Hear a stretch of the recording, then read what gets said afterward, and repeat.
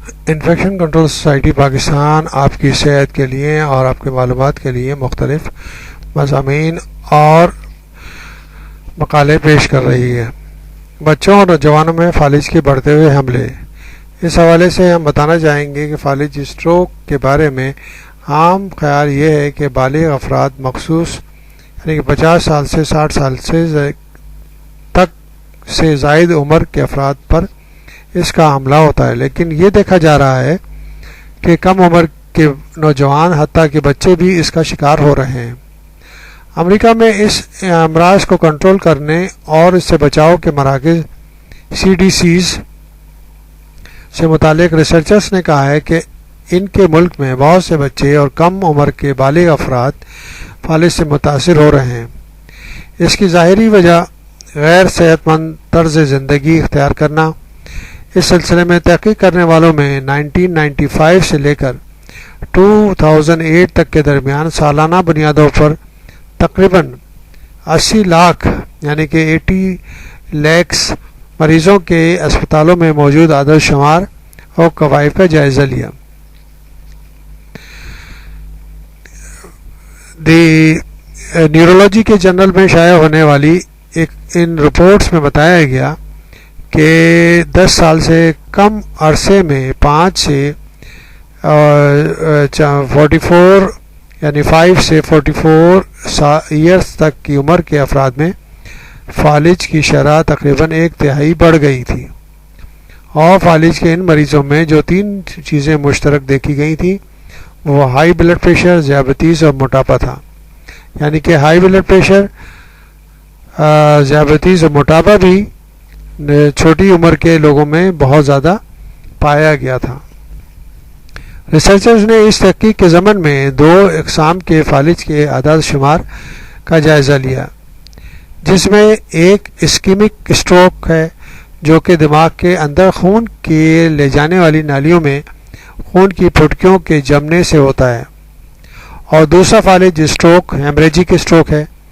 وہ اس وقت ہوتا ہے جب دماغ میں خون کی رگ پھٹ جاتی ہے اور اندر خون جمع ہونے لگتا ہے۔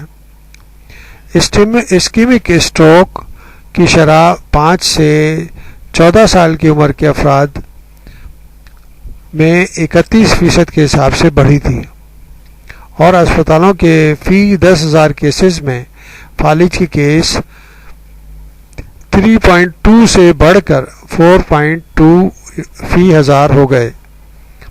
15 سے 35 سال کی عمر میں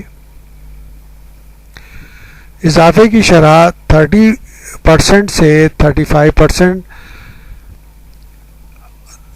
35 سے 44 ایئرس کی عمر کے مریضوں میں 37% اضافہ دیکھا گیا، یعنی 30% سے 37% اضافہ ہو گیا، یعنی کہ 7% کا اضافہ ہوا۔ عمر کے تمام گروپوں میں خواتین کے مقابلے مرد مریضوں کی تعداد زیادہ تھی۔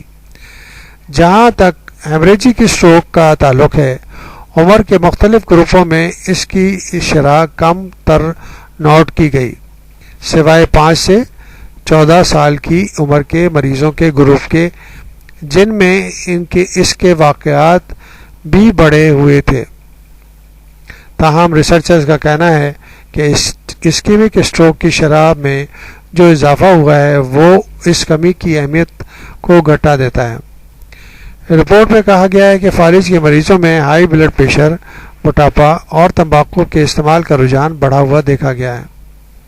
35 سے 44 سال کی عمر کے جن مریضوں کو اسکیمک اسٹروک کا سامنا کرنا پڑا تھا، ان میں سے آدھے سے زیادہ ہائپر ٹینشن یا ہائی بلڈ پریشر میں مبتلا تھے۔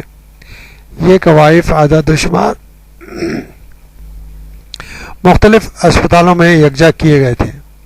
انہیں جمع کرنے کے بعد ریسرچرز نے مریضوں کو 3 گروپوں میں تقسیم کیا۔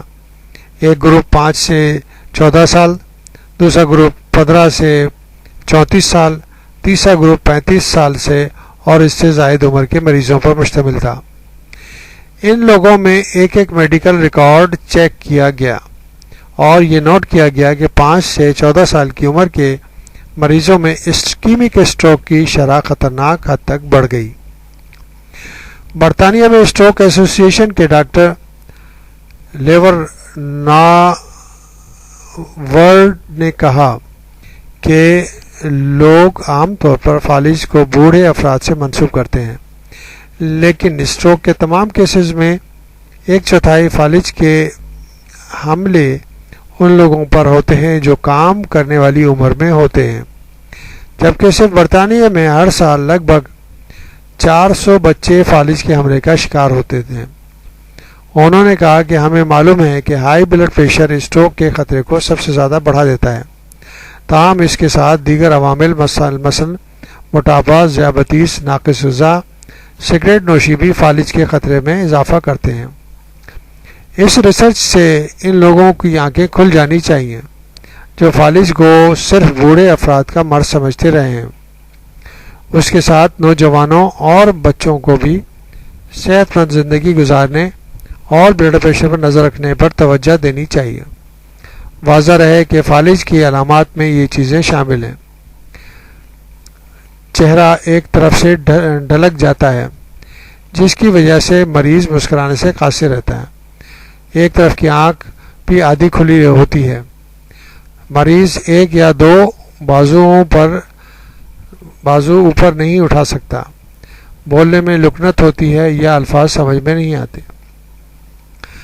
اس قسم کے مسائل، اور اگر سیویئر اٹیک ہو تو اس اٹیک کے اندر پورا جسم، یعنی کہ اگر رائٹ سائڈ پر دماغ کے اثر ہوتا ہے یا اس پہ یعنی کہ حملہ ہوتا ہے تو جسم کا الٹا حصہ